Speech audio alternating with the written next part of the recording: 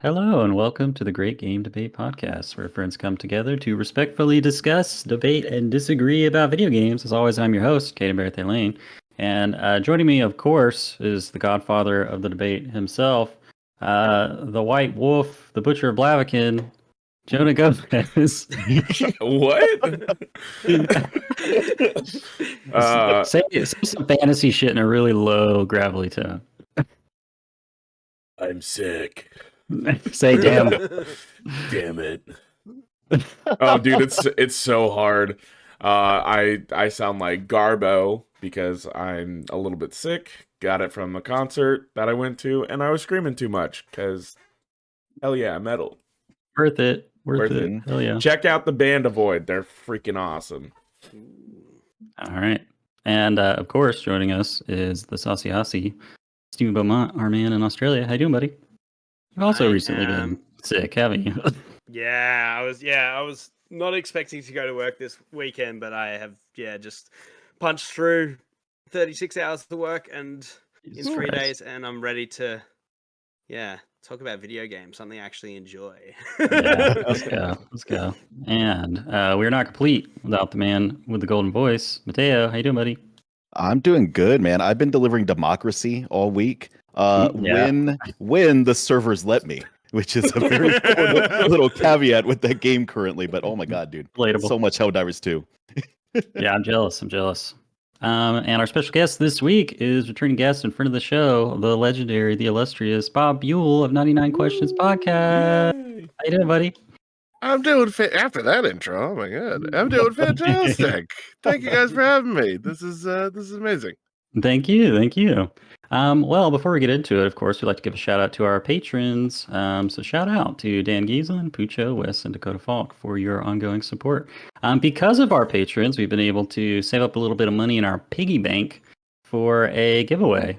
So thanks to the other guys, Jonah, Steven, and Mateo, for heading that up on our socials. But we're giving away a $20 gift card for the platform of your choice for not whoever, but chosen among from whoever commented on our last video, their opinion on who won the debate. Well, it was more of like a wheel spin. I put all the names in. Nice. I didn't just we didn't just pick. I'm gonna pick this dude.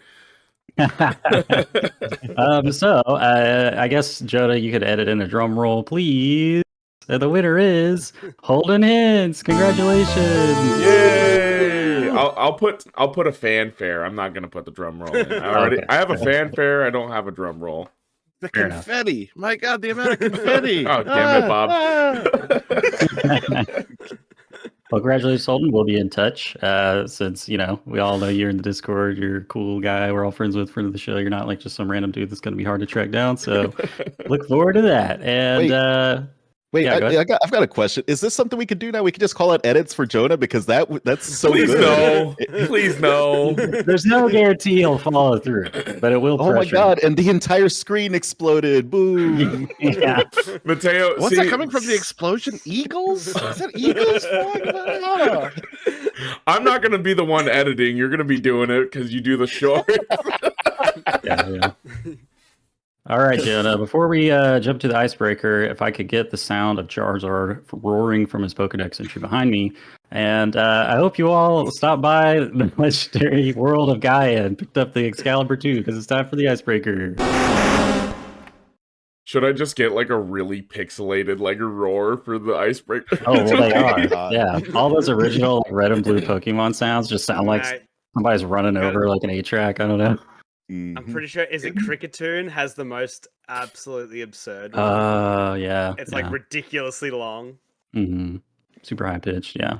I wrote it in my notes, so we'll see what happens. We'll see what happens. Our icebreaker this week comes in from a friend of the show, Dan, and one of our lovely patrons. And, just shout out in general to Dan. He's been running a D&D one-shot for the community, which I believe Mateo and Jonah are taking part in. So before we do the icebreaker, Yes. I got to give Dan an extra shout out because He made captain. He's the captain of planes now. Sure. Whoa! Yeah, pilot, Hell yeah, Dan. legitimate, intensely skilled individual. Fantastic. Well deserved.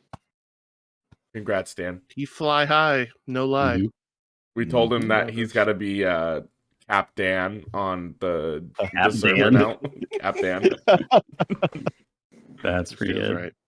So Dan's question is, what is a game you enjoyed but actually never want to see a sequel, reboot, or remake of because you value the memory of it from the first time you played it and don't want to ruin it? For me, it's Hunter the Reckoning. I played this game at a friend's house in Kabul, Afghanistan through the winter of 2006 and 7.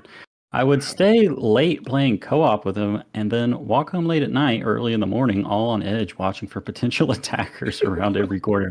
It was a surreal, immersive sort of experience, and I would never want to replay that game or see anything from it again because the memory of it is so intrinsically tied to that winter in Kabul. So, Jonah, looks like you're super ready. Yep. Kingdom Hearts 1, enough said. Oh, Good answer. That's a good answer, dude. Wow. that's when they needed to stop. Yeah, it was the first one. It went off the rails. Incredible answer. Maybe the pitch meeting is what Jonah actually means. Like, Yeah. I didn't think about the concept of like picking a game that has had sequels and just being like they shouldn't have, you know? Going back in time, using your one-time travel Yeah. wish Yeah. to go back and stop Kingdom Just shoot Hearts. no more in the fucking head. Oh my god, that man is unhinged. For myself, well, before I move on, would you like to expound, Jonah, or is it just self-explanatory? Kingdom It's- Hearts, we get it. I mean, Yeah. it's pretty self-explanatory. Too many sequels. Yeah. There we go. I'll jump out there. One for me is like Shadow of the Colossus, and Oh. they did do right by it because they just moved on. Each of their games, that studio Gen Design, is like its own thing. Like maybe there's like fan conspiracy theories that some of the games are like tied together, but they're really standalone experiences and not direct sequels or even have like similar gameplay. And I really can't wait for whatever their next game is. But it seems like it might be in development hell and suck or just like get canceled or something, but who knows? But yeah, man, that game is so unique, and the first time I played it, it was just like mind blowing and unlike anything else I'd ever played, and so thought provoking, and like the ending is just completely mind blowing and like unexpected, and yeah. I guess ironically that game does have a remake, the Blue Point remake, but I'll take it. We can pretend that didn't happen. It doesn't have a sequel, but yeah. Steven, you got anything lined up for this? Man, I thought I did because I sort of was along the same lines as Jonah in just thinking about like not so much that like a sequel might not be great, but just the fact of like when something is singular and leaves so many questions unanswered and leaves the future uncertain, it can be something super special. Mm. And I think that is no better exemplified than The Last of Us. Oh.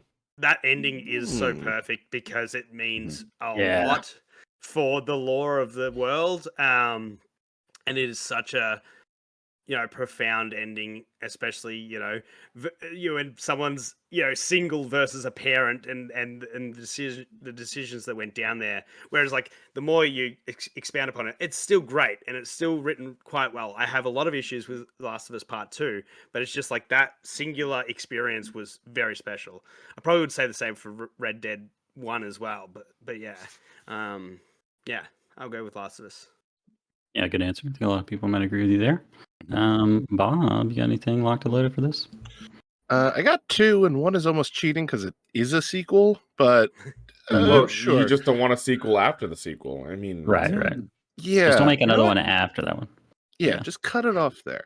Yeah. I've talked about it on many a show because it's one of my favorite games of all time. But Phantasy Star 4 for Sega Genesis. I mean, you've talked about Phantasy Star on this show. I've debated 4 Phantasy Star 4 versus Final Fantasy 4 on this very show. Yeah, it's one of my favorite JRPGs ever. It's one of my favorite games ever. But the series, the original one-player JRPG like classic series was just 1, 2, 3, and 4. And for the longest time, I was like, man, I wish they would go back and make a Phantasy Star 5. And, deep down, I kind of still want that. But there's also something really nice about, there are 4 games. They tell the whole story in one universe. It's one continuous story. The characters change, but the legends remain and all this.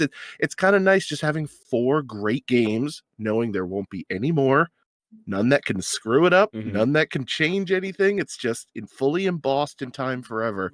And I've gotten to the point where I'm like, I don't really want a 5 anymore. Yeah. I'm happy with the story they told, and I don't need another chapter. Very cool. That's a great answer. I've got an actual answer for you, Caden. Okay. We're gonna go, and this one's come true actually. It's called Titanfall 2, Splinter Cell Blacklist.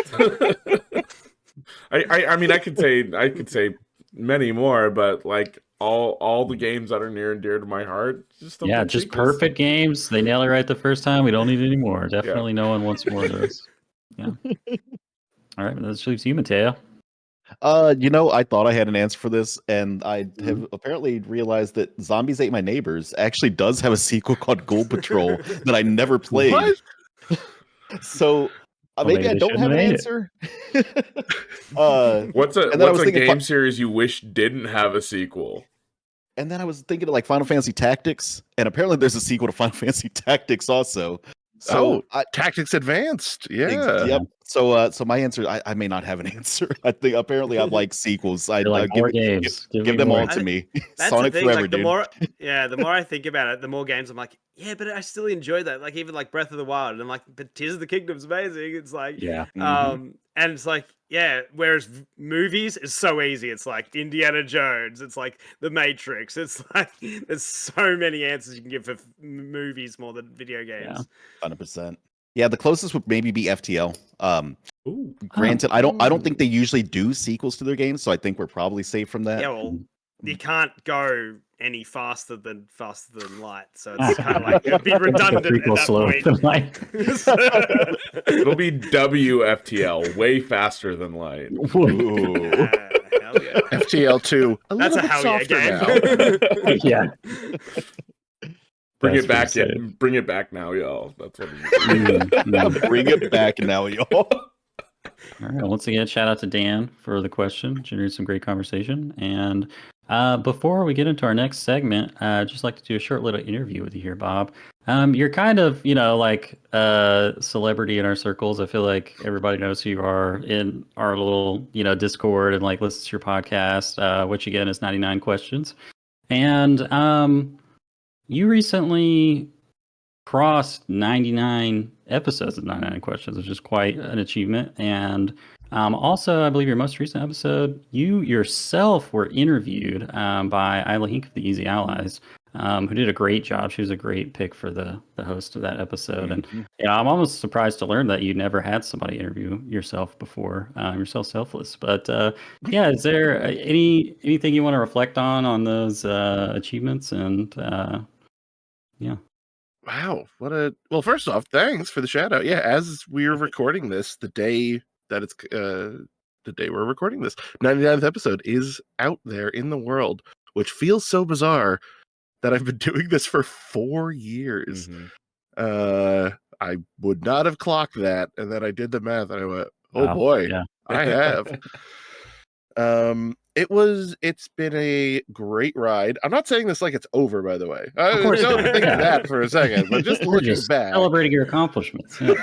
Yeah, Jonah, the sun's just coming down behind Bob right now. The sun. I said, yep. There's a meteor. There's a meteor coming. I thought you hit 99 episodes of 99 Questions. Now you do 100 episodes of 100 questions. He's already. There's he an extra question for every episode afterwards now. It's like those Instagrammers who's like, I'll do one step for every like I get on my last post. Oh, the dude I'll ask one question for every episode of the podcast. That one dude that's like, I'll eat one slice of Kraft Singles for every like I got, and he got like 50,000 likes. And he died. Yeah, he just died. He's like, guys, I don't know how to do this. 1,000 singles. He's just sitting. He's just sitting in the hospital, just still eating. I got him an IV Doctors of and Swiss nurses. cheese. Nacho cheese in the IV. Oh, that would be perfect. But please continue, Bob. We're off the rails there. No, I mean it's one of my favorite things I get to do ever. I mean, it sounds hyperbolic, but I've got to talk to people on there who I don't like to put celebrities up on a spotlight, but that were like heroes of mine. Yeah, Like totally. the and people that are big in other people's eyes, like the Brendan Lee Mulligans of the world. He's massively huge, and I talked to him for 4.5 hours. Yeah, What fantastic. a guy! That Sam episode is Rice from Game fantastic. Changer. Mm-hmm. Thank you. I mean, Kyle Bossman, who apparently just doesn't really do interviews, and he just said yeah, sure, and then I just talked to him for 3 hours. So cool. It's just absolutely wild to me, and people that meant a lot to me. I don't care what number wise it's doing, but growing up, when I was a kid, I would read Game Informer magazine, and Matt Helgeson was if he liked a game, I liked the game. And he would always make references to 90s hip hop and all this stuff that I was actively listening to. And he would throw Wu-Tang Clan references in there, Nas references, and opened my world to oh, now he's recommending music, now he's recommending video games. So he was my guy. And then after he left the Game Informer, he just kind of went off the grid to start a family. And then I was able to reach out to him as he started doing this music podcast, which also doesn't exist anymore. Cool. But and he just said yes. And I got to talk to the person I looked up to as a kid. So cool. It's awesome. For hours. The guy wwho wrote Who Shot Mr. Burns on The Simpsons. I talked to him for 2 hours. Yeah. That's crazy to me. The fact that he just said yes. It's so bizarre to me. Again, it is one of my favorite rappers of all time. And I emailed him and he goes, "Yep." And then I just talked to him. Wild. That's the funniest thing that I've come to realize about doing this podcast too. Is just so many people out there, they're just normal people, and we live in the age of social media. You can just ask them, and most of the time they're just yeah, sure. Yeah. You have this pedestal. There's this untouchable idol, but they're just regular people. Yeah. And listen, don't get me wrong. I've gotten way more non-responses and a handful of no's. Also, fully respect. Listen, no, there's no pressure. But, for anyone who said yes and went on my silly show over these years. Honestly, though, I would rather take a no over a no response. 100%. Yeah. I'd rather get rejected than ghosted, My most famous no was Charles Martinet. Oh, really? What a guy. He responded back immediately with "Oh my God, I would love to do it, but I really don't have the time, and Nintendo PR sending me here and there, and blah, blah, blah." And I'm like, you could have just not said it. You do Mario, dude. You don't have to say anything to me. That's so cool that he responded, man. Polite. Yeah. Just A+ guy. You got to have a text conversation with a voice of Mario. I mean, that's not nothing. It's pretty rad. It's true. Now you got to go to the new Mario. Get the new Mario. I don't even know who it is. Yeah, Chris Pratt. Chris Pratt. Let's go. Talk to him about Zero Dark 30. I think that's the only movie he's done, right? No, but I highly recommend your podcast, 99 Questions. Anyone who isn't listening to it, and I just wish there were 1,000 clones of you that could interview everyone on the planet, because really, if I want an interview with someone, if you've done an interview with them, that's the one I'm ooh, give me. I wish I could, And by that same token, if anybody really does want to learn a lot more about you, they should just go listen to the 99 Questions episode where you're being interviewed. There's not a whole lot of point to us doing it here. You should just go listen to that episode. It's me answering questions I wrote 4 years ago, but me answering them all over the course of about 3.5 hours. So, and I have to say, more in depth than that. Having someone else host the podcast really highlighted your strength of will, of resisting the urge to ask follow-up questions that aren't part of the 99 questions because Isla's just like adds like 2 or 3 questions to every question. So I love her to death. easier. I love yeah. Isla to death. She did an amazing job hosting, but Has someone gone through and put a counter in there to figure out how many actual questions there were? How many did you answer? Yeah. I mean, I could already tell you, like, the community question at the end was like 7 questions. Yeah. But It was at me least and 2 Isla answers. agreed, like, it's a block quote. It's a block quote. It only counts as one. Just ask all the questions at one time, then it's only one question. What's your favorite breakfast? Who's the coolest dude? Chicken steaks, fish. Like, just ramble it off real quick. 1 through 10 all at once. Let's go. All right. But yeah, where can people follow you and find your podcast, Bob, and anything else that you'd like to plug? Go for it. Yeah. Well, again, thanks so much for the kind words and all that. I keep it simple. I'm an old school radio guy. You want to see my face? You do it on Great Game Debate. You listen to me on my show. 99 questions, the number 99. Look for it. Spotify, Apple Podcasts, anywhere you get your podcasts. Awesome. And you'll find a nice little gold and purple logo. Again, we're up to episode 99. I got some big guests coming up for the next couple too. And I promise you, if you look through that list of 99, you're going to find someone guaranteed is on that list. Dan Reichert and Jan from Giant Bomb, they're on there. Isla and Bloodworth from Easy Allies, they're on there. Leo and Jacob and Ben Hansen from Minmax, they're on there. Blake Hester from Game Informer, they're on there. I could go on, but it's I've been very, very lucky. If you want to hear me at my most nervous, the Matt Helgeson episode, as previously mentioned. Yeah, it's some good stuff in there, I promise. Oh, and I guess I'm at Bob B Backwards on Twitter. BOBBACKWARDS. I chose the username before I realized I would have to say it on shows, and it's not doesn't roll off the tongue really well, but here we are. All right, and that'll turn things over to you, Stephen, for our next segment. Welcome back, GGD fam. It is time to revisit the GGD, the Great GOAT Dlist, where we are ranking all the greatest video games of all time, and just basing our picks on set themes for the week.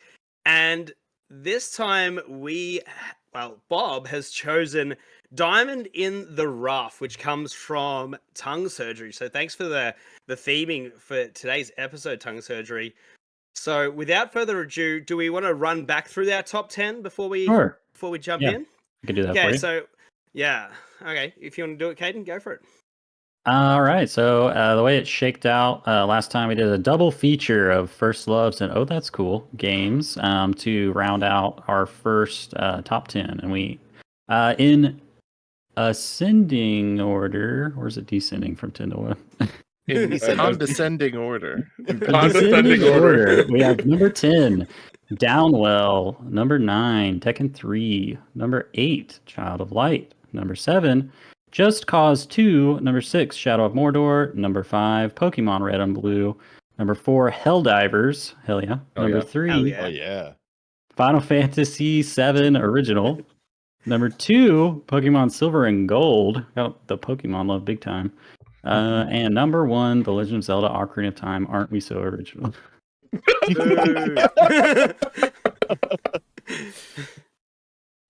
All right. So that's where list. Yeah, exactly. It is a good list. I do feel very ashamed of my words and deeds having Pokemon in 2 places on the top 10, but I'll take it as a stand. I'll take it for now anyway. We'll see how long that lasts. But yeah, so without further ado, let's kick it over to Bob. And when you think of Diamond in the Rough, what is the video game that comes to mind for you? Diamond in the Rough. To me, what this category is, and I think we're all in a hopefully similar standing on this, is something that's got some jank to it, something that indefensibly has some errors, But at the end of the day, how do you not love it? Mhm. Right? It's Mhm. still phenomenal. You set me me, up for what a I home think- run, by the way. Thank you. Hell yeah. Hell yeah. Would I think jank, but still love it? I go Dreamcast era. Oh. Ooh, yeah. They were still figuring stuff out. Mhm. Sega, the king of the big swings, like they will just throw haymakers nonstop. Whether they land or not is up for debate, but they make big swings, and that's why I love them. So I'm going with Jet Set Radio. Let's go, Yo! baby. Let's go. This is a game. Listen, you go back to that original. Are the jump controls exactly perfect? No, because sometimes when you're at the edge of a roof, you just fly 40 feet in the air and there's no explanation. Are the controls to do the tagging quite right? No. Are the explosions going to catch you and take too much health off? Of course they are. But the style, The style, music, baby. the atmosphere, it's dripping with swagger, this game. Mhm. It is, there's so much to love here. The fashion, the soundtrack. I'm just gonna say the soundtrack Mhm. Gotta be for one the of the next greatest of all time. unreal. Absolutely unreal, iconic. The cell shading, oh, fantastic game. Yes. Fantastic game. So when I hear Diamond in the Rough, Jet Set Radio. Damn. All right, so we're Yeah, I moving that watched right up to the- number 1, right? Yeah, I think so. I think that's where Take it's gonna go. Knock those Pokemon suckers down there. I watched a retrospective on the series, and it was talking about all the influences and the music and stuff. I was like, oh man, this is like one of my on my list before I die games I've got to play. And with the remaster remake-ish thing coming out, I'm so excited. Mhm. I love that Yeah. game. I love that game so Um, much. Is there any material difference between the original and Jet Set Radio Future that matters to you? Oh, Caden, what a question. What a door you're opening here. Jet Set Radio Future feels like I should talk for 20 minutes about it, but I'll hold back. Dear listeners, I'll hold back. So, is it a sequel? Yes. It is also like a spiritual remake of the first game. I didn't really know in that. a lot of Because ways. I've only played Future. So it's the same characters from one, but instead of, and the same setting, I believe, and a lot of the same story, but instead of it set in like a 90s kind of pop punk electronica world, it's like a dingier 2000s Mm. techno world, Nice. which to a lot of people sounds exactly the same, but there's enough of a stylistic difference there that it is a totally different game, and it's again, it's very difficult for me to describe. I almost wish I had a like YouTube essay I could point people to here, but I don't. I'm sure Maybe there's that means I have to plenty. make one. Yeah. Jacob Geller, get on this. Yeah. Yeah. So Jet Set Radio Future, it adds a couple functionality things, but more or less it's, gameplay wise, very similar. So Steven, how are you wanting to handle ranking this right now? Are you gonna wait till we get them all? Yeah, Yeah, or let's we get gotta them all swap and this then around? we'll assort them. Okay. So, Because All what right. if someone says Jet Set Radio Future? that- Then we don't know what Exactly. to. yeah, Exactly. exactly. We gotta leave the door open. Yeah, exactly. All right. Heading over to Jonah. When you heard Diamond in the Rough, what was on your mind? I thought of like one of your all-time favorite games, Steven, Banjo-Kazooie, so we have to go with Nuts and Bolts. Oh go. no! Let's go. Have you played this, Jonah? I Oh, love Steven's out. He's I gone. love Banjo-Kazooie. Headset off. It's like he's about to quit. Like, are we never putting seen a this sadder Cubo. on the GGD list? Like, is it actually a The good game? ultimate shame has been brought down upon Steven today. Like, Disturbed. I know that I know that you didn't have like heaps of money like as a kid or whatever, Jonah. But like when you went to like the gumball machine and you got out the wedding ring, you thought, oh, that's a diamond ring, and that's what you gave to Kyrian? Is that what you're talking about? Oh. Cracker Jack, dude. It was Cracker Jack, I thought obviously. there was supposed to be no judgment on this list. You can't have no judgment on a list where we're ranking things. That's fair. It's all about judgment. Good point. Oh We're my God. judging on the list, but not on our choices. So, Jared, Please you're- regale us. Dlist stands for judgment. So yeah, there you go. Please regale us with Banjo this non-cubic Kazooie, nuts zirconia. and bolts walked, so breath or Tears of the Kingdom could fly. Wow. Man, the Yeah, fact, all that, there. we have it. the fact that Nuts and Bolts is getting on this list before Banjo Kazooie has just hurt my Go ahead soul and so put it in, number much. 15. Oh my God. No, dude, I love Banjo Kazooie Nuts and Bolts. I played a little bit of Banjo Kazooie Unironically. on the Okay. N64, and I was like, this game's fun. It's just like Mario 64. I like this. All right. And then right. and then the 360 rolled around, and Banjo Kazooie Nuts and Bolts came out, and I ended up getting a free copy of it. I played it. I was like, dude, this crafting system, building all my planes and robots and cars and stuff, this is awesome. And just being able to fly around the open world and stuff. I understand it's not Banjo Kazooie, but for what the game is, it is actually a really fun, like, ship building, crafting kind of game. Take the Banjo Kazooie part out of it, the game's still good. Inject the Zelda part into it. And it's great. All right. So just everyone settle in. Like, so far we've got 12 games. We need to get to 101 so that we can get this out of the top 100. So let's just hang tight. It's going to be a long episode. I knew that was going to hit you hard, Steven. I did not realize how hard it was going to hit. Yeah, I'm pretty it offended. shattered his soul. All right, All right, please, so super please covered give me a, mentally. please give me a pick me up, Mateo. What does Diamond in the Rough mean to you? So when I heard Diamond in the Rough, all I could think of was the movie Aladdin from the 90s. So my pick is actually Aladdin for the Sega Genesis, which I will contend is the superior version to the It's the Super better of the Nintendo two. version.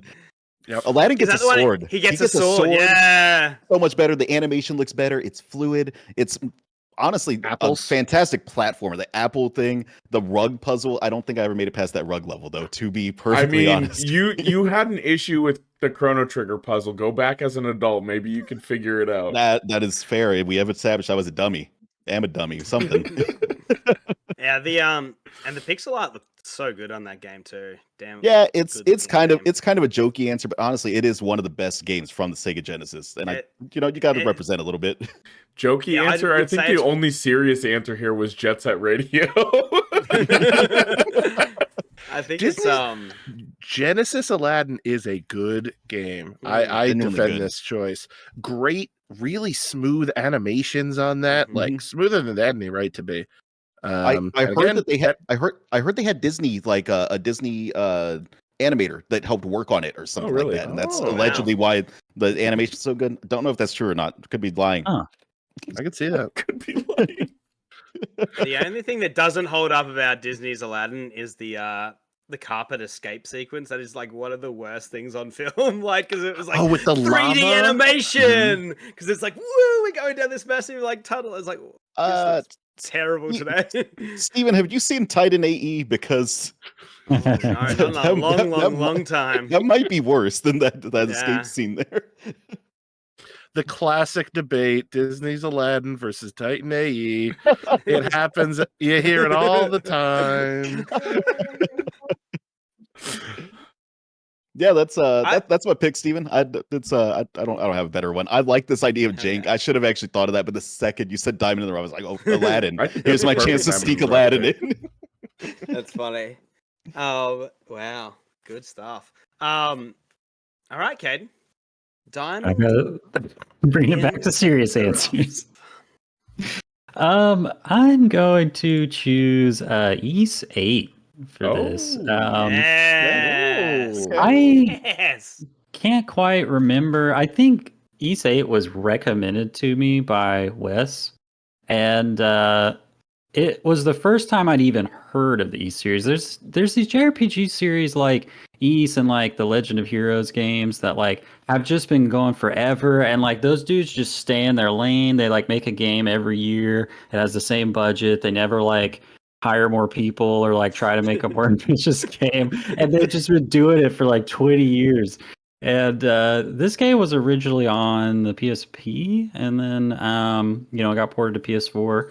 And so I jumped in on Wes's recommendation, I think, and man, that game is just so much fun. It like the graphics kind of look like ass because it's like a ported PSP game, and like there's definitely some mechanical jank. Like you can do like an aerial dodge after you jump, and if you switch characters, it resets their aerial dodge. So you can quickly switch characters out of your 3 characters in your party in real time and do an aerial dodge to literally like fly. Like you just hover across, and you can reach like out of bounds areas and like treasure chests you're not supposed to get to and stuff like that. But man, it's just one of those like comfort food JRPGs that like you just like get in the zone, throw on a podcast, and like the setup is so cool. You like shipwreck on this remote island that's like Skull Island style, and there's like dinosaurs on it, and you're just trying to find survivors from the shipwreck and put a little like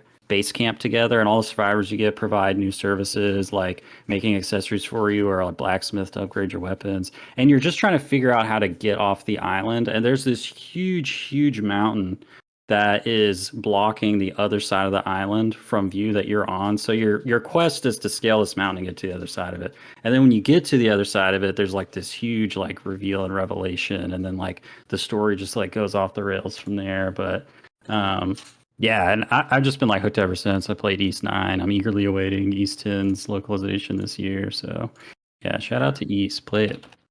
Yeah, there's some timey-wimey stuff, and yeah, the base building is so fun. Like, just building up towns. I love that. Like, it's so fun. Yeah, and it's so good. Characters really cute. Like, yeah, that's it. The gameplay itself is pretty sort of average action RPG fare, but just like the sort of storylines, and it's so good.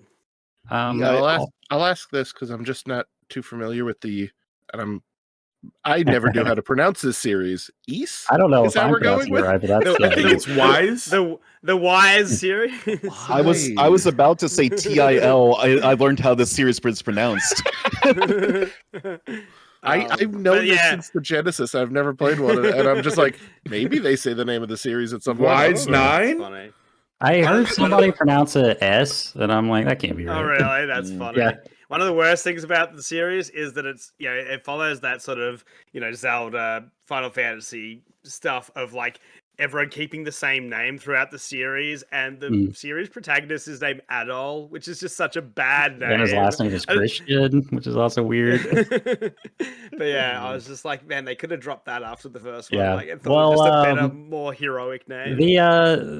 The games are actually, while each game's story is standalone, you don't have to play the other games, and their stories aren't connected. It is the same guy in each game. It's not like a reincarnation thing. So it's just like another adventure of Adult Christian. So, but he's also like the most like inane, like boring protagonist. That's definitely like just a like self-insert. Like this that's is why me. they gave him that name. Just standard milk toast protein. Like they should just let you like make a character and name it. Still a better name than in Snow Crash, dude. The protagonist in the movie in the book Snow Crash, his name is Hero. Okay. Okay. Nailed it. Solid. Well, Steven, that just leaves yourself. So I could blame Jonah especially for this, because I actually had something else in mind before we started recording. Are you gonna try and hit me where it hurts? Yeah, hopefully, because Jonah would like to point out how bad this is, and also it also features Aladdin. So I'm bringing Kingdom Hearts 1. Yeah. I hate the entire Kingdom Hearts series, right? I don't like it at all. I don't know if this qualifies as a diamond in the rough, but Well, it's have not you Aladdin, played so Kingdom Hearts 1? especially by the It's time pretty I rough. played it, like the combat is obviously not very great compared to that's later true. It installments where they doesn't get really a hold lot up. Yeah. more smooth. Like doing a parry is like almost impossible. The timing on it is really weird. You It's can janky. parry in that game? Hell yeah. Yeah, I the It's an platforming option. is, Does it work? It is pretty rough. You go to Mhm. you go to Tarzan's land and you're doing all this sliding down Yeah. trees and stuff, and it's just there's a Wishes it was lot of rough better, yeah. edges to it, but like the good stuff, like it was beyond bad by the time I got to Kingdom Hearts 3, how they still didn't know how to edit cutscenes, how they just like they'd just leave silences. They'd say something and then be a silence for like 5 seconds, like Creator's goofy. intent. And then and yeah, so but at first it was endearing and like, Kingdom Hearts is light, all that sort of stuff. All the really saccharine parts of the game are cool, but yeah. But the costumes, obviously, it didn't have it as much in 1, but like when you got into Halloween Town and you had a cool like Halloween costume, it was so cool. And like even if you don't like the film, like The Nightmare Before Christmas, most people like the aesthetic of it, and it's like it was just cool to get to go around in that world. It was just cool to hang out with these Disney characters and do like JRPG stuff. Like it was just it was such an interesting experiment, and maybe it should have stopped after 1, but it was a really fun time. Obviously unskippable cutscenes are also a very terrible thing of its time, the PS2 era. Having your camera controls on L1 and R1 was a very PS2 thing, which we all hated. And also just having X camera control, when you didn't have Y, it was just like, ugh. Slowly rotate. But yeah, man, I still love Kingdom Hearts 1 so much. Like Beast is such a badass when you're going in to Hollow Bastion. You've only got a wooden sword and he's just tearing. He's your Stan, bro. He's your Pokemon. Yeah, that's it. Yeah, X-Man exactly. Or yeah. Yes. But that's Kingdom Hearts 4. That can happen now. Oh my god. Kingdom Hearts 4 Ultimate Alliance. That's the hilarious thing, because I was gonna bring like Age of Apocalypse was my other pick. Nice. So I was gonna have some X-Men showing up. But yeah, so there we go. Kingdom Hearts. They got their Beast Hell Jumbles. Yeah. Can I get your best like Sora just got KO'd impression? Man, I don't even remember how that goes, sounds. It's been so long. Well, that's gonna live on the internet forever. That's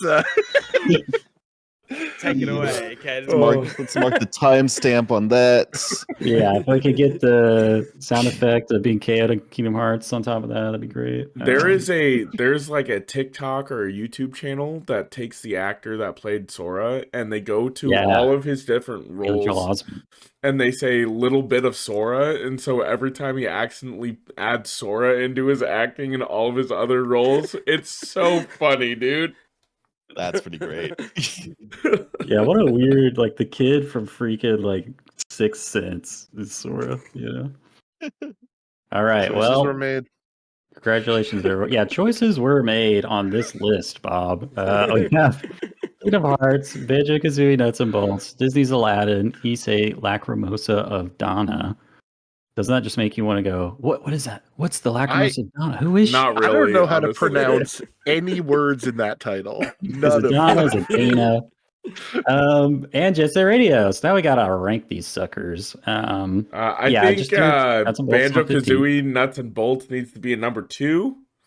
It can't be Ocarina of Time. Like it's just right, but it's better than everything else. Yeah, it's got both nuts and bolts. Yeah. I mean, that's silver status right there. Well, let's start with Kingdom Hearts. Where do we slot that in? Honestly, I think Kingdom Hearts belongs in 15.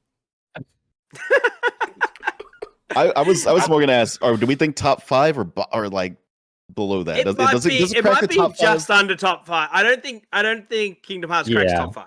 I would put it like between Red and Blue and Shadow of Mordor, personally. I was thinking that or under Shadow of Mordor if people felt more strongly. It definitely needs to be under Shadow of Mordor. I don't. It's probably Bob, not as good as Just Arbiter? Cause 2, right? Arbiter of Truth. Yeah, Bob, what are you Bob? thinking? I Does it don't just go 14? like Kingdom Hearts. at Bob, I all. love you. I love you, okay. Bob. Let's just What- let's throw it You up thinking 14. below Making some Just enemies here. Cause 2? Making some allies. No, yeah, we all hate Kingdom Hearts 2. We just like Kingdom Hearts 1. I would say, I mean, if Shadow of Mordor is at number 6 right now, I would say definitively lower than that. I love Shadow of Mordor. Yeah. But at the same Looking time, at you like all these games, I'm like, I would just rather play all these than Kingdom Hearts right now. have Downwell I- at that 10. was- Downwell rules, by Yeah, the way. you could say that one Downwell for me. absolutely rules. Well, you got to think about it. It's in the top 10, so That's yeah. true. That's true. It was one of the first So, games yeah, we so- ever bought. Yeah. Well, let's talk about it. How many people played Just Cause 2? Because I do know people love that game. So, what about Just Cause 2? So maybe Well, just above Just Cause 2? just about. I don't like Kingdom Hearts. I like it at 14. but You like it at 14? Yeah. I'm okay with it at 14 too. Yeah, no can turn. Moving on. What's not- that one Kingdom Hearts title? It's like 237 over 4 or whatever. Yeah. I think if you do the math, it's 14. So it needs to stay at 14. The most Right, hilarious okay. thing about that game's title is Nomura said that after you beat the game, the title would make sense. And I beat it. Didn't make any fucking sense. So- You will be ashamed of your words of deeds. If you just play that again, like play it another 4 times, and then you'll understand. Bob, It'll that come back math around. was Roll it back. impeccable. All right, Disney's Aladdin. You guys are gonna help me out here. I've never even seen this game. So Ooh. Well, again, I've never played unfortunately, it, I would but I say know it's what it probably is. just outside of the top 10, personally. Maybe we just put it at 11 for now, and then just Okay. like Feel it out. No, I'm Jet Set Radio is going to be above it for sure. for sure, Yeah, but it might. yeah, be I'm above other fine with that. It's an older platformer. It is fun. It does have a lot of things that are great for the time. I don't think it stands up to a lot of like almost any modern platformer. They've all done it better and prettier at this point now. But it was amazing at the time when it was on that hardware, being that pretty, that good a game, and licensed. A fucking licensed game too. All right, that brings us to East 8. I played this So recently because good. I played it on the PS4. I and, think like, this comes down to both you and Steven. Cause yeah. I mean, this I is would hard. Like put it I above feel Shadow bad of about Mordor. whereas I think we did Tekken 3 dirty because I feel like that's a really hard push. Like to Yeah, go, I would personally put it, man. I guess maybe above Child of Light, but maybe under at Child the of very Light. least, I'm personally. okay with above Child of Light. I play Child of Light and I like East 8 better, but Okay, then I think maybe that there then at 8. I just Absolutely. think definitely Tekken 3 needs to be revisited at a certain point. I think, but Yeah. as you guys said, there's other better Tekken games as well. I mean, I think you have to judge it by how great the Lacrimosa of Donna is. And if you I know think that what speaks for I mean. itself, I'm curious why Dana, It's Dana, whatever, is all capitalized. Because it's a don't- lacrim of. It's not all capitalized. What are you talking about? Oh, and mine it is. Oh, that's so funny. Yeah, on Steam it has it all capital for some reason. Oh, on Steam it is. Because you That's got to so funny. shout You it. have to yell it. have to Yeah, shout it. Yeah. You have to shout it. Donna! You're invoking it. Donna, Kingdom Hearts is the Lacrimosa of Donna. Okay, As so Donna we're Hartley putting goes, Jet I Set wanna hear- Radio at 3, right? I'd be okay I was with going to hear that. from Bob. I was sort of thinking. I was thinking 4, but yeah. Where would you say, Bob? Well, all right. We got top 3 right now. Ocarina, Pokemon Silver Gold, and FF7. I'm a famous FF7 hater. I'll tell you right now, Jet Set Radio is way more fun to play right now in the year of our Lord 2024 than Final Fantasy VII. If we're talking FF7 original, which Yes. right, rules is written, that's what we're doing here. I think FF9 is a little better. I think FF10 is a little Get better. on the I think list. FF6 is a little better. I agree. I I can make the argument FF4 is a little better. I think but you listen, say that's- Lacrimosa of Donna is a little better. A lot better. Caden, you said the name wrong. Yeah, I did. Yeah, sorry. the Lacrimosa. Come on. Mhm. I would probably say 3, but I could fully accept 4. Oh man, Putting it just like- below Final Fantasy VII as well. yeah. Having the theme of Diamond in the Rough was going to be hard to knock some real like contenders. So I like the fact that we got one, and I'm 100% on board with 3. How you feeling, Mateo? I'm fine with putting it at number 1, honestly. Whoa! But I am famously not a Man. Zelda guy. Yeah, Not a Zelda guy. Like I would also I'm not going to say it doesn't deserve to be number 1 All right, if someone was strong enough about it. hear me out. I know there's a lot of hate towards Banjo-Kazooie Nuts and Bolts. I can Oh, no. I can We can't revisit Nuts and Never, Bolts. Hold on, ever hold on. going to be above Kingdom Hearts. Never. Never in the history of this list. Gameplay I'll wise die on the hill. is far better than Kingdom Hearts. 999 and All right. Banjo-Kazooie Nuts and Bolts is Point going of to be order. I'm 1,000. banging I the don't gavel. care. On the motion of moving Banjo-Kazooie, that's above Kingdom Hearts. Let's take it to a vote then. AI. All That's for okay. above Kingdom Hearts, raise your hand. Above Kingdom Hearts? Yes. Right. Banjo-Kazooie The Nuts and majority Bolts. denies the motion. I'm 14. sorry. Mateo, I my think brother that's in Christ, please. Oh my god, I actually might prefer to play this Let's game more than go! Kingdom Hearts. We got it. That's a dub Wow. all day. That's a dub all day. Let the record show Banjo-Kazooie Nuts and Bolts is better than Kingdom Hearts. That's fair. Officially. We were looking at whether it was top 5 or not. My God. Jesus. As of this recording, Kingdom Hearts the worst game ever made. I think. I mean, the numbers don't lie. Oh man. You're goddamn right. I think the Have you- title of this episode needs to be "Why is Kingdom Hearts so bad?" If we ever stream again, we gotta play Nuts and Bolts followed by Kingdom Hearts. I want the title of this episode to be Haley Joel Osment Scream.mp3.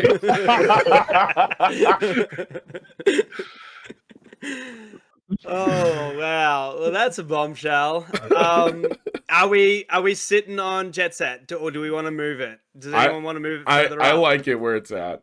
You do. I do Good. like it where it's at. I love Silver and Gold. That's my personal favorite of the series. All right. It's They think tinged in nostalgia, of course, but that's where I fell in love with the series. You know what? and, As I'm looking at this list, that is a good damn list. But It's we're not missing bad for the weird we're picks. missing one thing. Yeah. Bob has to rearrange one game. Yeah, exactly. Ooh, the chaos. The chaos. Takes Nuts and Bolts up to number 1. Okay, Let's go! but the rule is he can't use any of the games that we've put on today. Okay. He's Very tampering with the past. Okay. Time travel. Yeah. Very makes sense. fair. Change our Uh, past decisions. I mean, I really do like where the top 5 is at right now. So I'm not going to upturn this whole rigmarole here. But Downwell, Yes. Okay. genuinely great game. I put so much time into that game. Perfect mobile game because it's a one-finger game. It's fantastic. Great art style, great feel. Feels fantastic. So I'm definitely moving Downwell up. Currently at 12. Wherever you want it, baby. Wherever you want it. Let it ride. Number one. No, not number one. All right. I'm respectfully gonna move it up because right above that is Tekken 3. I think it's no. Listen, if this was tag tournament, we might have a contention. That's here, what but I That said. was brought up last time. Yeah. But sorry, we're moving beyond. Child of Light right past that. I think we're going above it. Yeast, Vi, Lacrimosa, Avdana. Who knows? I'm gonna move past that. I'm sorry, Wes. I'm sorry, Cage. I think it's gonna sit. I think it's gonna sit. Bye. Listen, if they want me to pronounce the You're German? word YS as like ease, I don't know. So I say Downwell's gonna take the number 8 spot from Just Cause 2. I think it Nice. sits right below Shadow of Mordor. I feel like that's a good, Oh, man. Very respectful spot for it. A solid spot. I like that. Fuck, this is a good episode. Jesus Christ. All right. Should we do our rundown? Yes. Let's In do the order. rundown. I guess eventually we're not going to be able to do this because there's going to be too many games. But Yeah. as of now, the top 15 in descending order are Kingdom Hearts, number 14, Banjo-Kazooie, Nuts and Bolts, 13, Disney's Aladdin, 12, Tekken 3, 11, Child of Light, 10, Ys 8, Lacrimosa of Dana, 9, Just Cause 2, 8, Downwell, 7, Shadow of Mordor, number 6, Pokemon Red and Blue, number 5, Helldivers, Hell yeah. number 4, Hell yeah. Final Fantasy VII original. And number 3, Jet Set Radio. Number 2, Pokemon Silver and Gold. And number 1, of course, The Legend of Zelda: Ocarina of Time, the factually best game ever made in existence. Perfect Right now, list. that is a perfect Oh, list. man. That is a perfect It's pretty list. good. I think we're No I notes. like seeing Jet Set on the podium, like a cell shaded game from the Yeah. Dreamcast on the podium. That's so good. yeah. All right. Well, we did it, folks. Pat yourselves on the back, and it is time for us to leave the GGD list and see you in the pitch. Welcome back, gentlemen. It is now time for the pitch. We're in a handful of us panelists. We'll have 2 minutes to give an elevator pitch for a mystery game, and the rest of the panelists can discuss whether or not they would buy the game based on the pitch.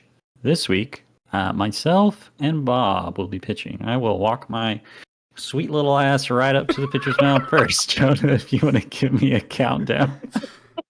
You got 2 minutes on the clock. We got a 3, lot of good cadence sound bites out Damn, of this that's sweet. episode. That's all I'm saying. Get that soundboard going. 3, 2, 1, pitch. All right. So this game, like, is your ultimate, like, grenadier, like, mortar launcher, soldier fantasy. So I'm talking, it's like fantasy World War II. You got a shock trooper. Dude's running at you. He's got a flamethrower. He's got a submachine gun. It's like, sorry, pew, mortar. He's dead. There's a tower across the way. You're trying to navigate the ditches and like not be in the crossfire of the tanks. And there's a dude in a tower with a sniper rifle who can shoot you from like 1,600 feet away. Guess what? Pew! Mortar dead. You can have a freaking guy with like basically like an RPG lance. They're like good for like blowing tanks up. Guess what? Mortar pew, dead. You can have like basically an entire building cutting off your line of sight from another enemy. Guess what? Mortar dead. Pew. I mentioned tanks. You'd think, if anything, the tank would foil the power of the mortar. Well, the tank has an exposed like magic World War II radiator on the back of it. Guess what? Mortar. Pew! Dead. The great 30 thing too is seconds. that you have a multitude of different mortars you can equip, and there's always like a trade-off. Like you can be like less accurate but have like more power and more range. Well, guess what the thing about a mortar is? It doesn't need to be accurate. Pew! You're dead. I think I'll leave it there. All right. Leaving 15 seconds on the table. The only thing I can think of is the game that the redheaded dude was playing in Terminator 2, and it's Oh like, yeah, he's just- Missile Command. he's just- Missile Command. That's like the only thing I Throwback. can think of. You know, that Mhm. guy saved the world just by instinctively not talking to a cop. Yeah, Save the world with that He's dead. mullet. Think about it. Think about it. This reminds me of like that old Flash game that I'd play in school where you're a tank and your buddy's a tank, and then you have to Yep. like line and just shoot Get the Oh, right shots shot. at each other.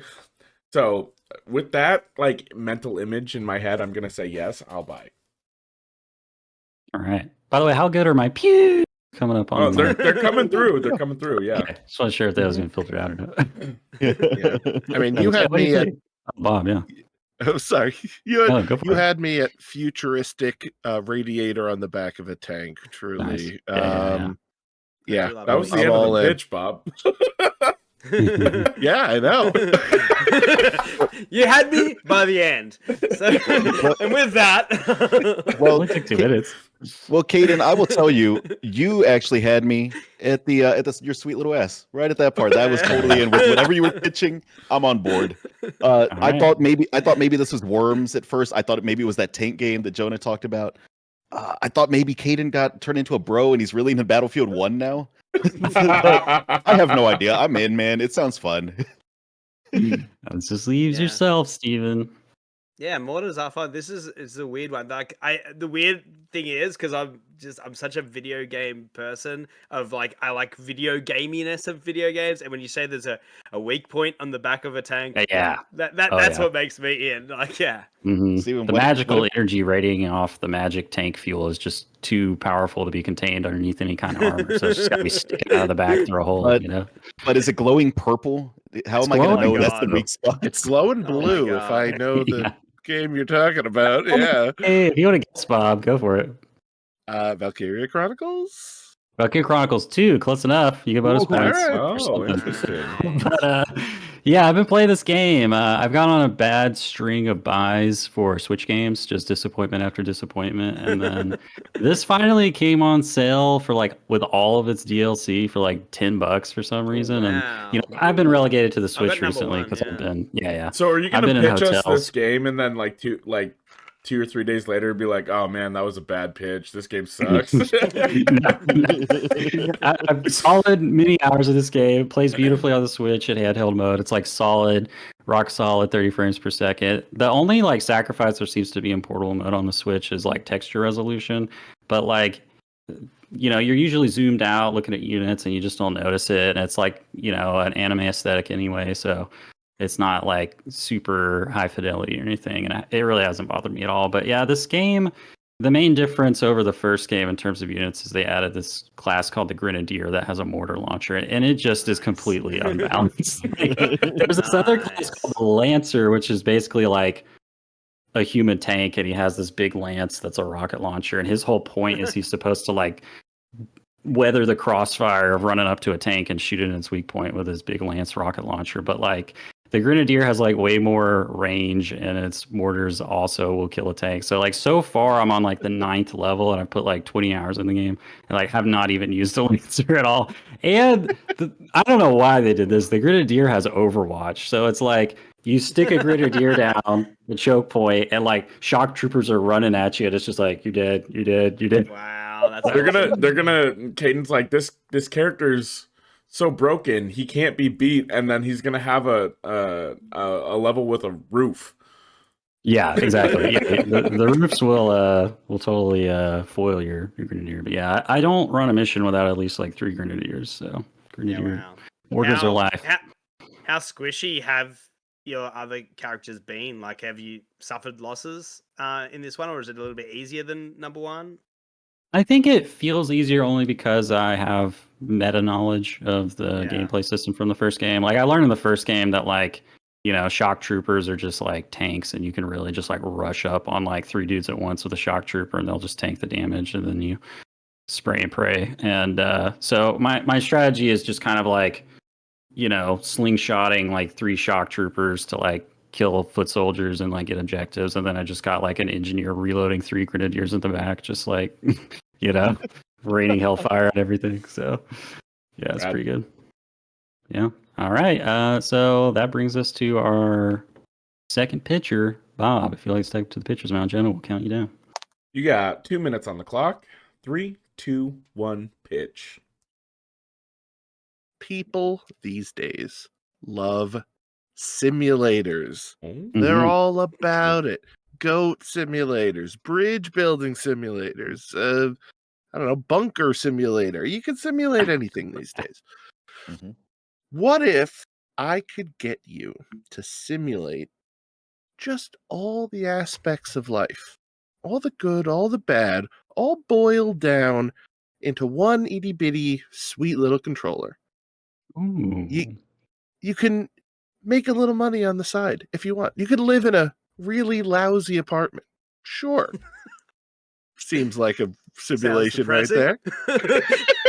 Accurate. You can deliver pizza and hamburgers via an Uber Eats. Absolutely. Which, listen, we all have to do from time to time. You can pick up cans and cash them in for change. We've all been down on our luck. We've all been down the can route. Simulating even going to the beach. One of the great pleasures of life. It's all there. Picking up shells, looking at the shell, saying, "Hey, isn't that a beautiful shell? Isn't this what you want out of your time spent here on the green globe known as Earth to simulate anything you could possibly do? Do you want to go to a 30 casino? seconds. You can do it. Do you want to go to a claw machine but not spend your money? Well, kind of spend your money in a tangential way. You can do it. Do you want to play friggin' Virtua Fighter? Because kids love simulators. Everyone loves simulators. Here's the ultimate simulator for you.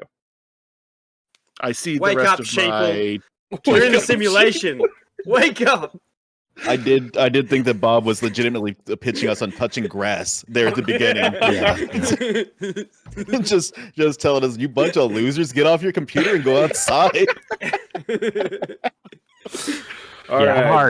hard out. Bob leaving 5 seconds on the table. Fantastic. Mhm. I'm in. All right. I'm Damn. in. I'll simulate all day. All right. Yeah, I started picking up the breadcrumbs a little bit earlier, but then obviously Virtua Fighter got me onto the I ruse. couldn't think of and another yeah, game that's. I very much on. Like, I think the claw machine was the part that made me click because I went Shenmue, and then I was like, oh, I know what's going on here. Almost. Yeah. Hell yeah! I mean, I really, but I need to find some time. But yes, I am 100% in at some point in the future. Yeah, Jonah. Oh, Jonah, you said you're Oh in. yeah, So just say so, too. I'm ready to simulate. Yeah. Yeah, I'm in, but it's going deep in the backlog, dude, because I haven't even beat the first one yet. I'm still at the stage of like collecting cans and living out of like The first one or street or street The seven? shelter. first one, which is the 7th one. Yeah. Don't you love naming conventions? It makes it so easy to talk about these series. Yeah, All right, it's going to Bob, my what have they backlog. won? Is this Yakuza V? This is Yakuza Lacrimosa of Data. Exactly. It's infinite wealth. It's infinite wealth. Yeah. And it's got its claws in me, and I freaking love it. And I'm mad that I love it so much because I want to play Final Fantasy VII Remake when it comes out in like a week. And I'm like 40 hours into this 150-hour RPG, and it's like, there's no way I'm going to get this done in a week. And you gotta go live on Dondoko Island as well. Yeah. Oh my god, I put like 10 hours into that stupid thing before I even realized what I was doing. I was like, yeah, 2-star resort, let's go, baby. And I'm like, oh no. I've spent 10 hours of this game on a side quest that's not even close to necessary. Mhm. Yeah, that game rules. I'd like to hear your take because it's really funny. There's always people with the opposite opinion of any opinion you could possibly have. But like I've been hearing so much about this game on so many different podcasts, and every other person is like, "Oh, you have to play. You at least have to play Yakuza 7." And someone's like, "Oh, you have to play the entire series." And then of course there's people like, "Oh yeah, just jump in." I wonder where you fall on it. The only two that I've played are, again, the naming conventions of this, Like a Dragon, which is the 7th game in the series, and now this one, Infinite Wealth, which is the 8th one of the series. And you're hooked. I think it is totally fine to start with this one. I think you will miss some nuance to it if you really, but the kind of, if you have the time, go to 7 first, Like a Dragon, because that is the first one with the new main character, Ichiban. And so once you know his story from the start, you can piece together all these other yahoos that you're running across during the game. As long as you got him to really sink your teeth into, everything else will fill itself out. These games are so good. Not good, but they're terrible at it. They're terrible at exposition. Every sentence spoken by character is full of exposition. Just even just letting all the people who haven't put 5,000 hours into the series know what the hell's going on. But you know what? It sounds like it's going to be way too much exposition, but then by the end of the game, you're going to be bubbling like a baby at the story that they tell, because it's like, everything always comes back around, and it's such a they're beautiful storytellers over there. They know what they're doing. It's awesome. Absolutely. All right. Well, our dear listeners have a great double feature this weekend of blowing shit up with mortars or simulating real life. Enjoy. With that, I will turn things over to Mateo for the game. Ooh. Welcome back, everyone. It's time for the game. Belated Valentine's Day. We're bringing back the video game dating game, where 4 of us panelists will be representing mystery bachelors or bachelorettes from video games.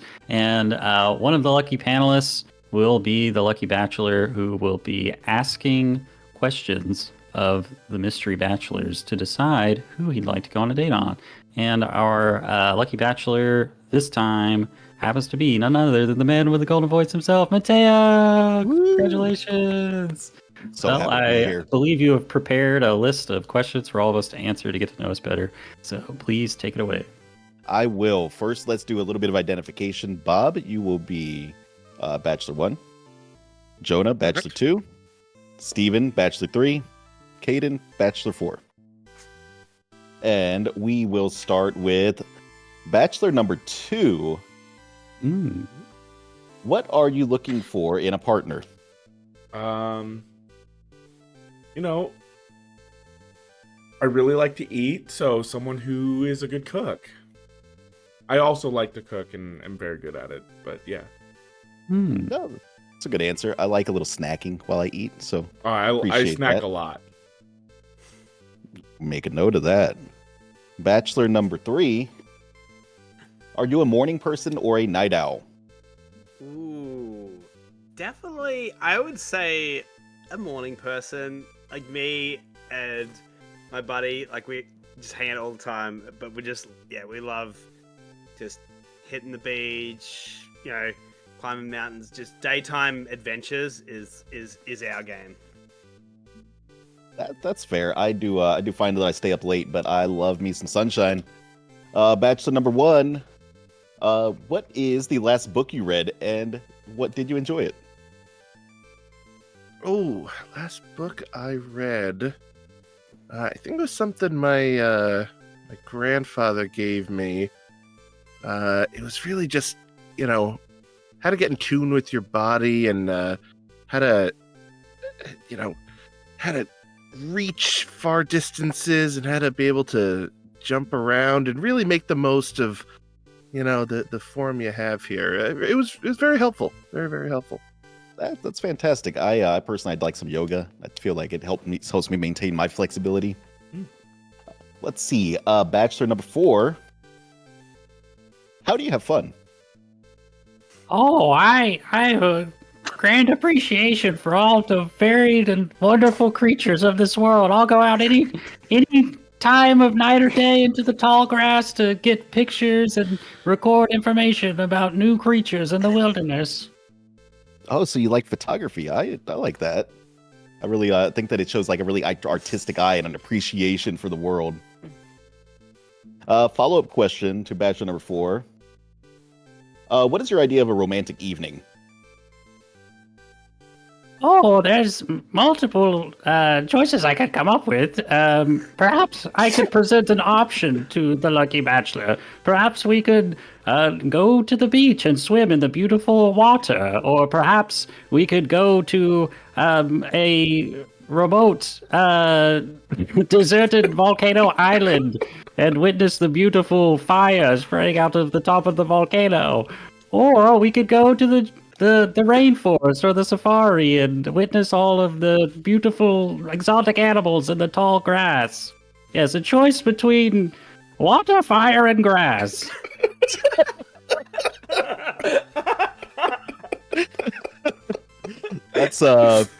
That is definitely an offer. I feel like it's too soon to be recommending a second, third, and fourth location. But I will keep that in mind for my own personal safety. Let's see, Bachelor number 3. How do you impress a date's parents or friends? Oh, okay. I gotta tell you this. So, me and my buddy, sometimes, it's a bit weird, but sometimes like I pull on his neck and like he can like shoot out eggs at people, and it's just freaking hilarious, dude. But yeah, like, oh man, we have such good times together. And sometimes like people like get a bit shocked by this one, but I also like just like grab him, like he'll be hiding in my bag, and I'm just like, wham, and I'll whack him on the ground, and like no one laughs, which is weird because I think it's funny as hell. Like people think it, like, I don't know, maybe I'm taking advantage of it, but like we're just dudes, being dudes. Can I can I get clarification here? You would impress my parents by pulling on your buddy's neck and making him shoot out his eggs. Is that what you're saying? What you just said? I'm impressed. I can do a backflip. If I can do a backflip. Yeah, that's yeah, fair.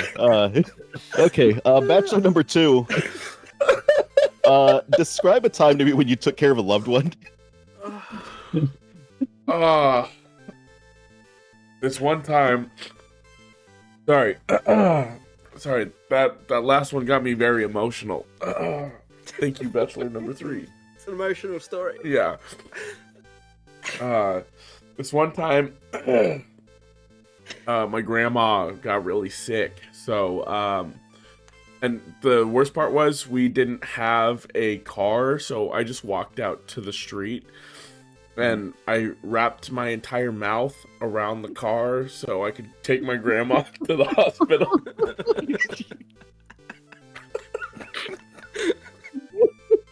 And she made it there just fine, and we got there okay. Yeah. It's a beautiful story. I was choked on my water. So your grandma rode inside your mouth to the hospital? Is that... No, my grandma was in the car, and then I wrapped my mouth around the car and drove it to the hospital. Okay. And then I hopped off and helped my grandma out. And put her in the Hot Wheels.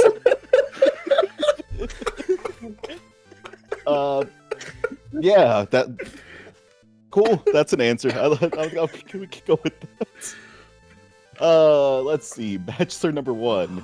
I'm literally in pain. What are your favorite scents in a partner?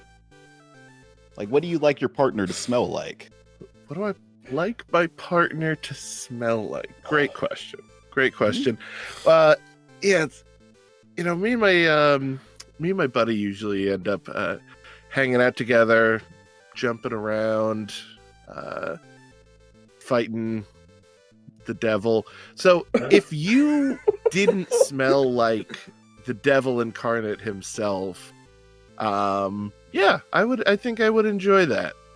Something citrusy maybe. I've been told, you know, my noggin sort of smells like that. So yeah, something sweet, something with a little fruity tinge to it maybe. Yeah, I can work with that. You're a mystery to me still, Bachelor. But I will tell you, I do not smell like brimstone, so I think that there's a good chance here, and you have not offered to take me to a remote island or put me in your mouth. So these are all good things. I'm a gentleman. What can I say? Let's move on to our third round of questions. We're gonna ask. We're gonna get a little weird here. Which now did not make it. Finally. Well, yeah, we'll see. We're gonna see how this goes.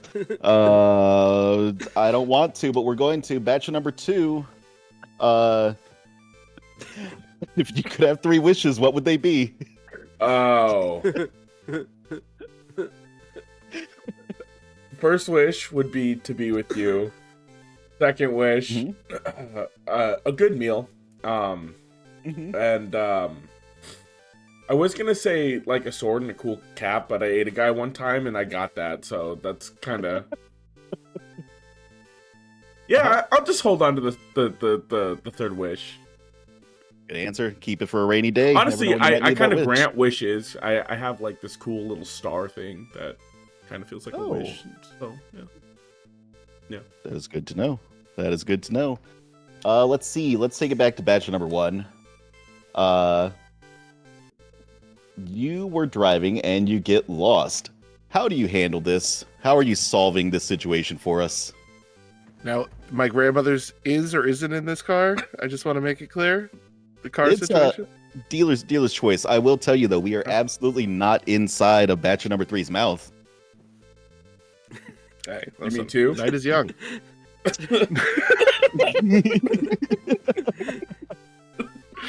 Yeah. Or a drink or two. We'll see what happens. We don't know. I mean, I could get you all in my mouth. Same time. Making a party. This seems like a win-win-win-win-win right there. Number 2 is going home with someone tonight.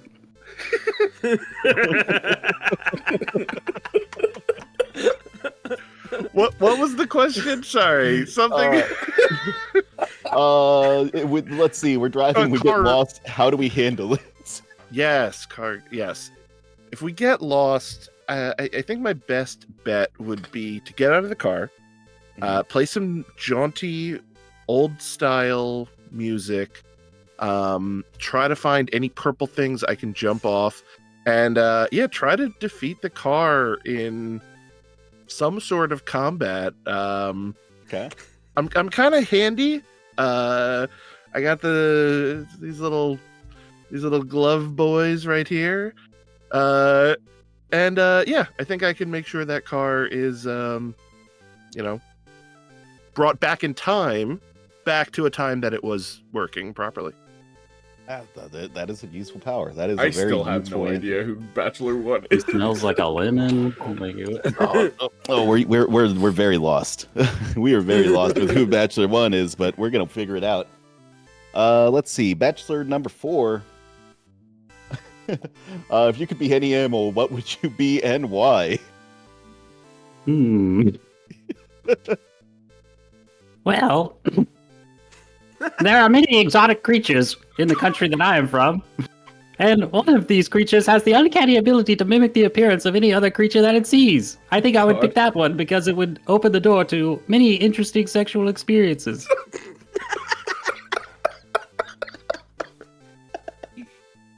Okay.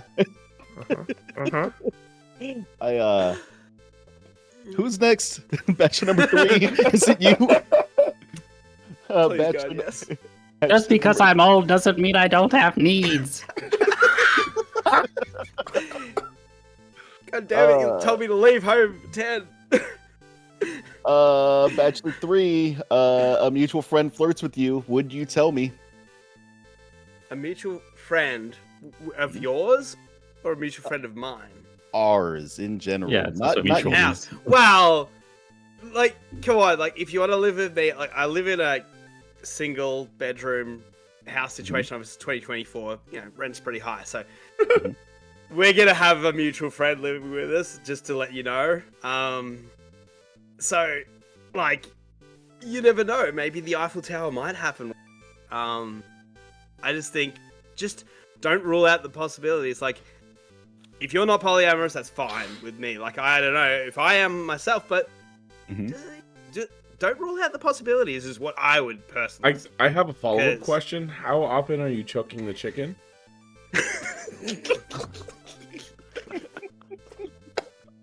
I was curious if this related back to that answer about pulling on your friend's neck and shooting eggs. The egg, yeah. The eggs for sure. Because this feels related to that same answer. I personally don't... I don't know the physiology of my friend, because obviously that's weird, isn't it? Hey, but he's funny. He's a really good dude. So, like, yeah, I don't know. I would tell you, because, as I said, like, I don't have a pineapple tattoo, but my friend does. I don't know. Leave it up to nature. That's fair. Might become a throuple. That sounds like the answer we're given here.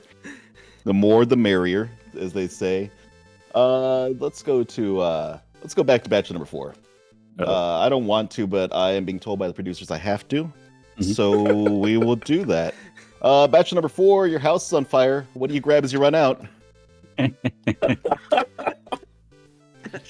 Well, you see, I've spent my entire life employing 10-year-old boys to run all over the world, regardless of whatever danger they could possibly be into, to gather data on any possible living creature across the entire land. And despite the fact that I've been doing this for my entire life, I don't actually have any entries in my computer except for 3 of these creatures. But it is my life's work, so I'll make sure to take the hard drive of my computer with the collated data on all of the creatures that I've collected so far. So That's, you're from the Catholic Church?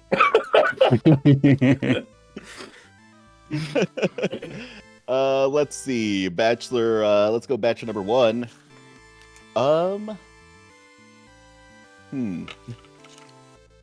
Where do you see yourself 10 years from now? 10 years from now, wow. Yeah, I would imagine me and my buddy are still going on adventures. Maybe with you, who knows? Trying to get me into a 3-way relationship tonight.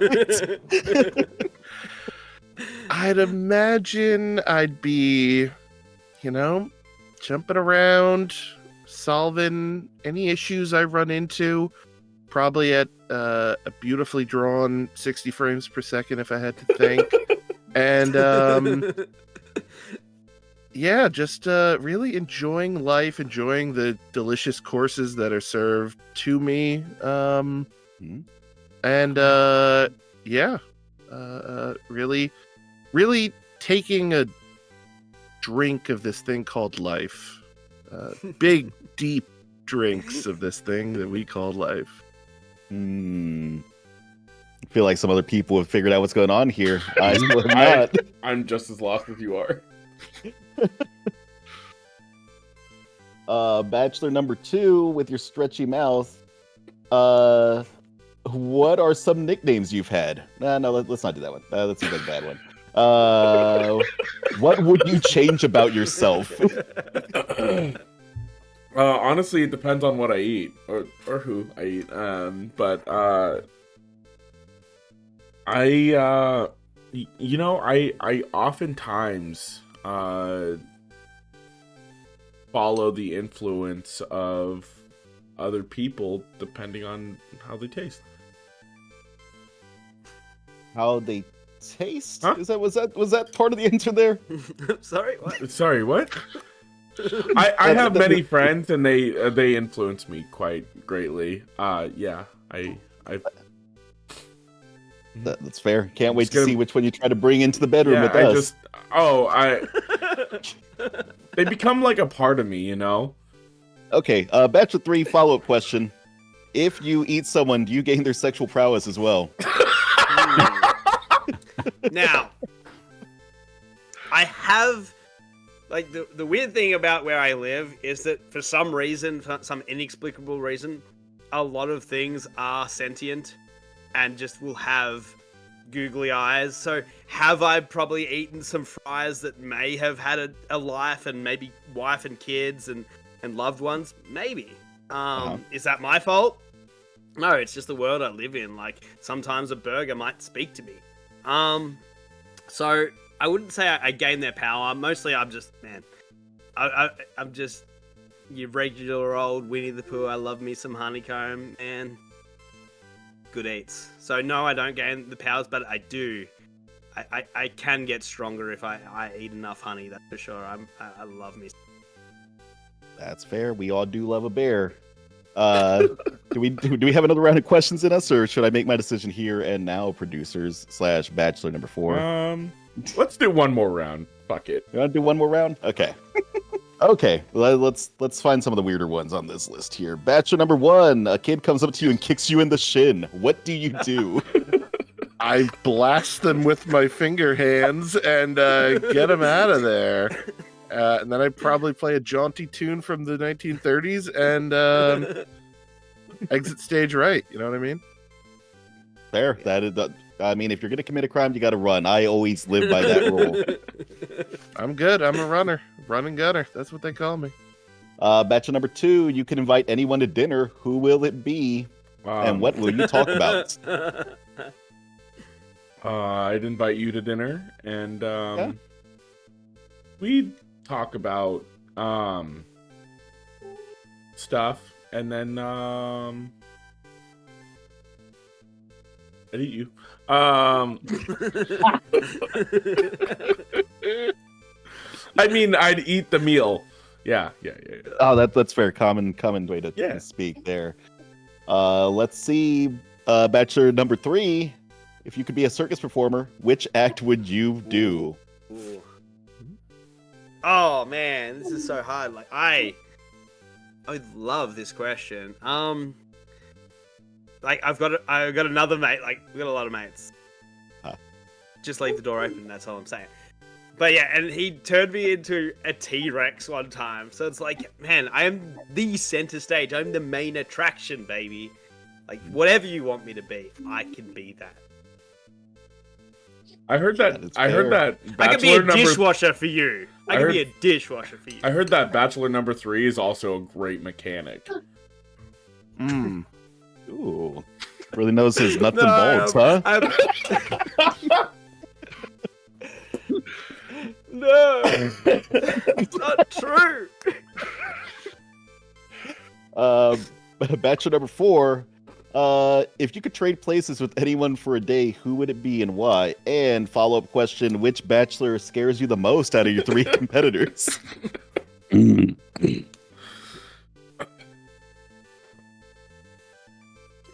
Well, to be honest, my ultimate goal is to leave behind my human form and transfer my consciousness into that of one of the amazing, wonderful, and magical creatures that populate my world.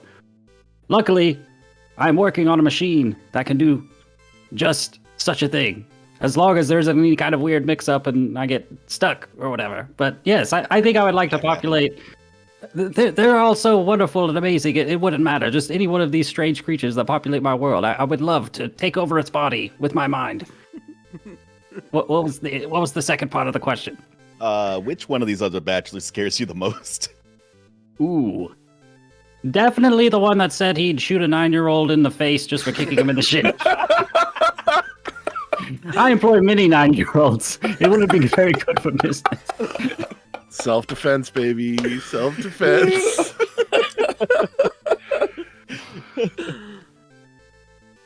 Well, I think that might conclude the questions I have for you all at this time. At least legally. I can't ask any of the other questions that I've got in mind. So I guess I need to make my decision. Mm-hmm.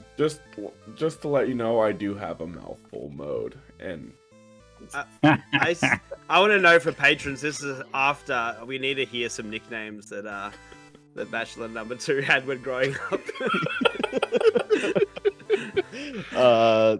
Bachelor number 2, I will tell you, it is definitely not you. Oh. I think you might be a cannibal.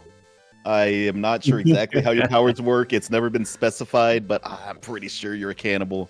Is this where I guess who he is too? I mean, it's Sure. obvious, Yeah. right? Yeah, Who do you think I am? you're obviously Kirby. Yes. Let's see, Bachelor number 4. I'm not sure if you are actually Professor Oak or not, but Drea. he is. But he is actually he's too old for me, and he's Age not is very but good at a his number. job. He is not very good at his job. Why did he only think there were 151 Pokemon to begin with? He's never traveled anywhere else. There's a very robust infrastructure system in the Pokemon world. You can get wherever you want. You can just ride a Pokemon there. It's very Quick confusing. question, Caden. Does he actually want to transfer his consciousness into a I was Pokemon? kind of thinking the Oh wait, same I was thing. thinking of Bill. That's I Bill. was thinking of That's Bill. Bill. Yeah, I mixed it up. Yeah. Yeah. When you find Bill, he's fused with a Pokemon, and they just like never revisit that technology exists again. It's like, Technology okay. is, it's because it's terrifying. They probably outlawed it, dude. Yeah. Bachelor number 1, I think you're like some version of Mickey Mouse. I can't figure it out exactly. You are so very close. close. Oh, you're Pretty Cuphead. close. You're Cuphead. Yeah. Cuphead. There we go. Yeah, Cuphead. Yeah, you came off a little aggressive with wanting to shoot some kids. I In initially thought, hindsight, yeah, I can see that. I initially actually thought you might have been Dowsum, because you were talking about being very Nice. flexible and stretching, and I was like, man, what a crazy out of nowhere choice. Mhm. Cuphead though, even more out there than Dowsum. Batch number 3, or yeah, 3. Mhm. I think you might win, Banjo. I'm not I can do a backflip. super happy about it. I love that so much. The backflip So you're answer is gonna actually what impress my sold me. parents with choking a chicken? I can do a backflip. The lesser of 4 evils, truly. This is fun. This is chaotic. This might be the most chaotic dating game. You were pressured into a thruple 3 times today. And I've Yeah. only got a king single bed as well, so it's gonna be pretty cozy. Whew. All right. Well, congratulations, Bachelor number 3. Woo! Banjo, you're going up with Mateo. Where are we Banjo, And going? don't forget and- my friend, and- he always comes along. Yeah, right. Congratulations, everyone. You've done it. We've made it to the end of the podcast. You can pat yourself on the back. We did it. It's now time for final thoughts. As our guest, Bob, final thoughts. Anything you like to plug or just anything on your mind at all? The floor is yours. Yeah, why is street and saint the same shorthand? Ooh, Yeah. What are they? Hmm. What's big street trying to hide? You know what I mean? They're up to something. Good for them. If you want more of these musings, I guess listen to 99 Questions if you want. Again, available on all your podcast apps, and I plugged it before. Go check it out. You'll find someone you like to hear, and you will hear. Oh, you'll hear from them. All right. But thanks for having me, guys. This is always such a ball. Thank you. Our pleasure. Our pleasure. Jonah, final thoughts. Final thoughts. Jesus Christ, I don't have final thoughts. Big empty. shout out to Holden for winning the giveaway. Thank you. For future giveaways, we'll probably be doing the same format. So make sure you subscribe to our YouTube channel and comment on our videos. Sweet. Steven, final thoughts. This was one of the random shower musings I had. Other than thinking about living in a single bedroom room, I was thinking I was just proposing a question from like Mateo, and I was like, well, you're a Texas boy, Mateo, and you can't misspell Texas without us. It was just the dumbest shit that I came up with in the shower. Mateo, final thoughts. Oh, I wish love how Helldivers wrong was working that better. is. Yeah. Really wish Helldivers was working better. Also, here's a question from this list of questions that I found. I just waiting until Cosmo and found questions to ask your first date. What do you wish others knew about your heart or the way you think? I think if someone asked you that question on a date, you were actually allowed to just stand up and walk out. Yeah. You can just leave the date at that point. Because that's Xehanort. He's trying to nort you, bro. That's who's asking that question. Oh my- Xehanort's big on the dating apps. He- Just Can't swipe get left, enough. dude. All right. Well, I've been your host, Katie Bear Lane. My final thoughts are, I guess, serious and not a joke.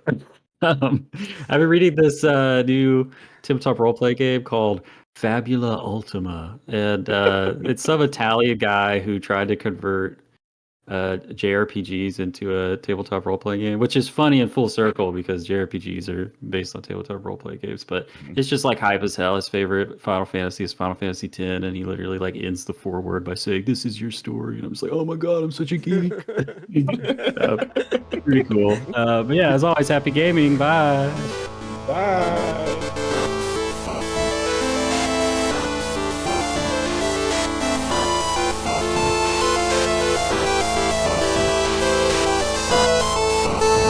As always, a big thank you to our friend Misdriven for the music in our podcast. If you like what you hear and you want to check out more of what they have, you can pay them a visit on Twitter at MIST_RIVEN 719 or on Bandcamp at Misdriven. Thanks again for tuning in. Till next time. All right, welcome back, everyone, to the game. We are bringing back for late Valentine. Oh, sorry, guys. Sorry, just wait. Jonah, so red curtains, they open up. Caden. Mhm. Go. Can we get a shot of the studio audience reacting to? Yeah. Woo!